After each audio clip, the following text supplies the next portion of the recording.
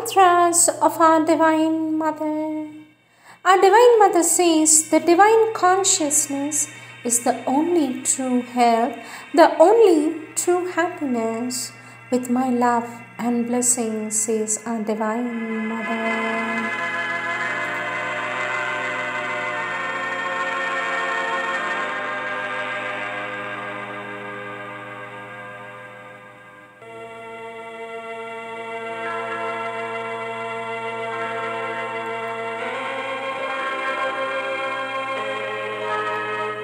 Words of our Divine Mother, taken from the collective works of our Divine Mother, question and answers of 1954, date 6th October 1954, page 349.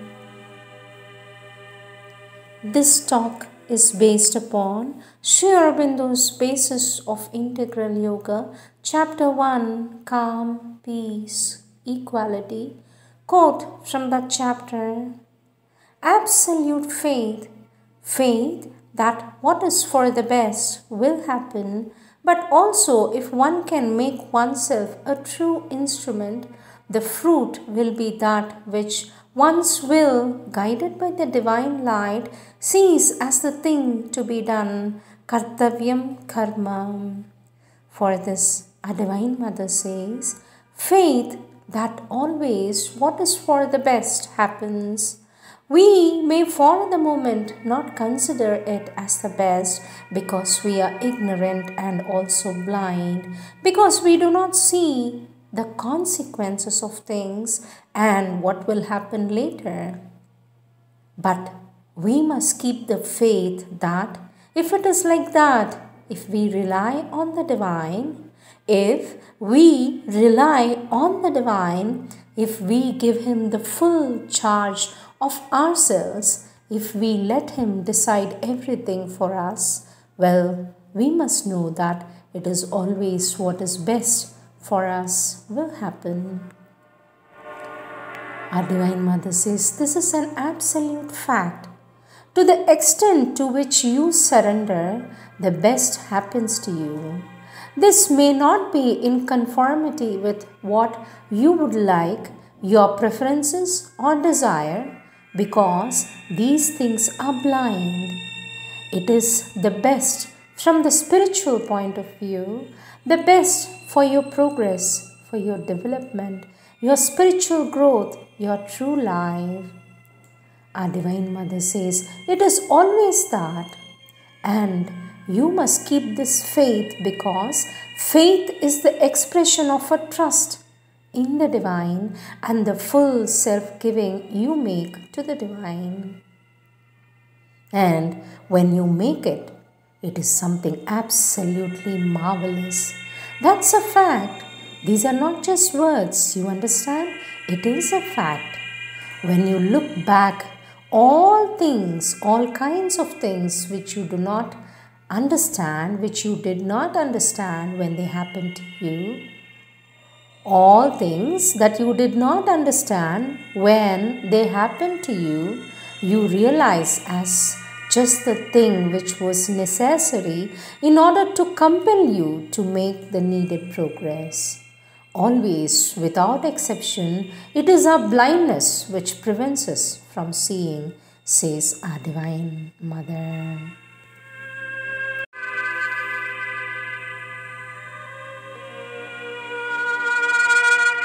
Next question, sweet mother. Is blaming oneself a good method of progressing? For this, our Divine Mother says, no, not necessarily. It may be useful, it is indeed useful from time to time in order to get out of the illusion of one's own perfection. But one wastes much energy in self-criticism. It is much better to use the same energy in making progress, a concrete progress, something more useful. Our Divine Mother says, for example, if you have the thoughts which are unpleasant, ugly, vulgar and disturbing, and you say, how intolerable I am. I still have such thoughts. What a nuisance it is. It would be much better for us to use this very energy simply to do this. And then our Divine Mother gives a gesture to throw it out and says, drive away the thoughts. And this is only the first step. The second is to try to have other thoughts to take interest in something else, either read or reflect, but in any case, try to fill your mind with something more interesting, to use your energy in constructing rather than in destroying. It is, of course, necessary from time to time to recognize one's faults. It's altogether indispensable. But to dwell too much upon them is not necessary. What is necessary is to use all one's energy in order to build up the qualities one wants to have and do what one wants to do. This is much more important, says our Divine Mother.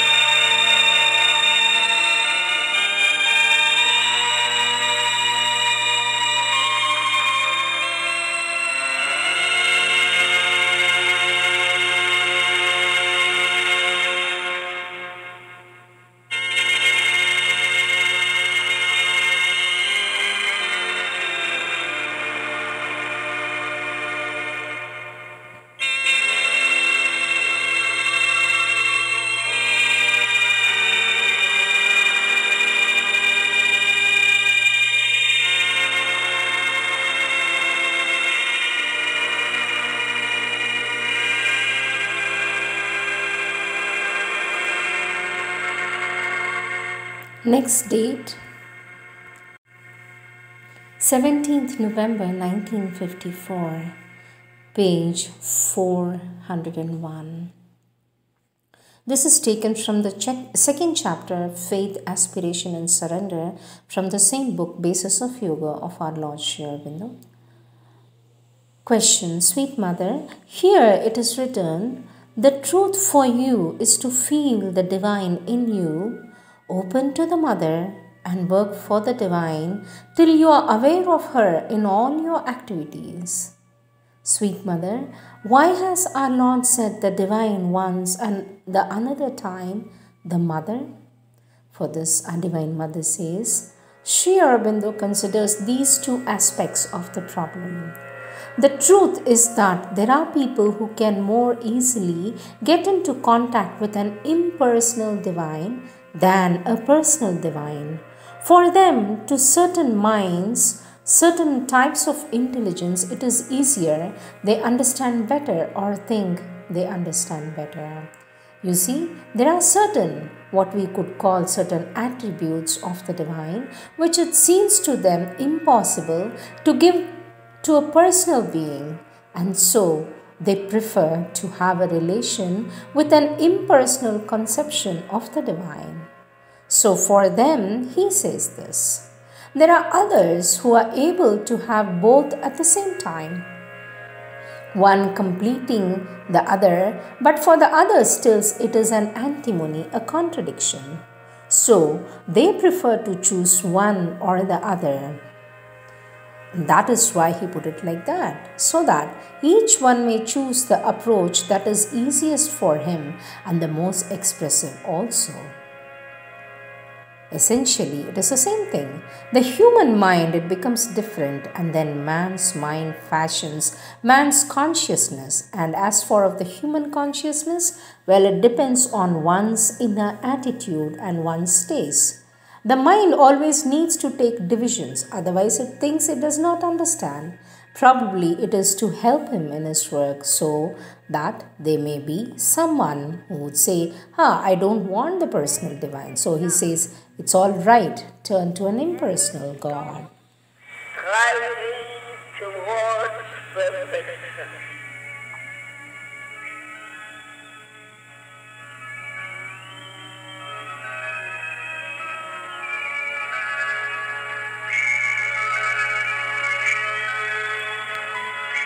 Next question. Sweet mother, when we make an effort, there is something in us which becomes very self-satisfied and boastful and contented with this effort, and that spoils everything. How can we get rid of this? For this, our Divine Mother says, that's what looks on at what it is doing. There is always someone who observes them when one is doing something. Now, sometimes he becomes proud. Obviously, this takes away much energy from the effort. I think it is the habit of looking at oneself acting, looking at oneself living. It is necessary to observe oneself, but I think it is more necessary try to be absolutely sincere and spontaneous. Very spontaneous in what one does, not always to go on observing oneself. Looking at what one is doing, judging oneself sometimes severely. In fact, it is almost as bad as patting oneself with satisfaction. The two are equally bad. Our Divine Mother says one should be so sincere in his aspiration that he does not even know he is aspiring, that he becomes the aspiration itself. When this indeed can be realized, one truly attains to an extraordinary power. 1 minute of this, 1 minute of that, you can prepare years of realization. When one is no longer a self-regarding being, an ego looking at itself acting, when one becomes the action itself, above all in the aspiration, this truly is good. When there is no longer a person who is aspiring, when it is an aspiration which leaps up with a fully concentrated impulsion, then truly it goes very far. Otherwise, there is always mixed up in it a little vanity, a little self-complacency, a little self-pity also, all kinds of little things which come and spoil everything. But it is difficult, says our Divine Mother. Next question, sweet mother. Here it is written, in this integral yoga, the whole principle is to open oneself to the divine influence. What does it mean exactly to open oneself to the divine influence? Our Divine Mother says, you must try, you must make an effort yourself. To explain is simply to try and give you a formula to the mind which allows the thing to be done without any effort. One has a fine explanation in his head, believes that it is enough for the thing to be realized. But if one just does a little, gradually one progresses. One does better and better. One realizes when he does it really well. One understands what one is doing. One knows how one can learn to do it. It is a step-by-step action by trying. Question, sweet mother, what are the conditions in which there is a descent of faith? For this, our Divine Mother says, the most important condition is an almost childlike trust. The candid trust of a child who is sure that it will come, who does not even ask himself about it. When he needs something, he is sure that it is going to come. Well, it is this kind of trust. This indeed is the most important condition. Our Divine Mother says to aspire is indispensable. But some people aspire with such a conflict inside them between faith and absence of faith, trust and distrust, between the optimism which is sure of a victory and a pessimism which asks itself when the catastrophe will come. Now, if this is in the being, you may aspire, but you don't get anything. And you say, I aspired, but I didn't get anything. It is because you demolish your aspiration all the time by the lack of your confidence. But if you truly have trust, children, when left to themselves and not deformed by elder people, have such a great trust that all will be well. For example, when they have a small accident, they never think that it's going to be something serious. They are spontaneously convinced that it will be soon over. And this helps so powerfully in putting an end to it.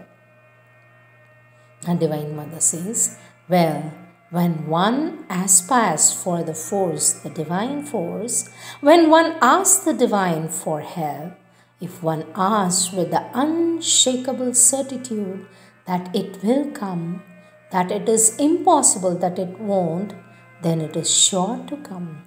It is this kind, yes, this is truly an inner opening, this trustfulness.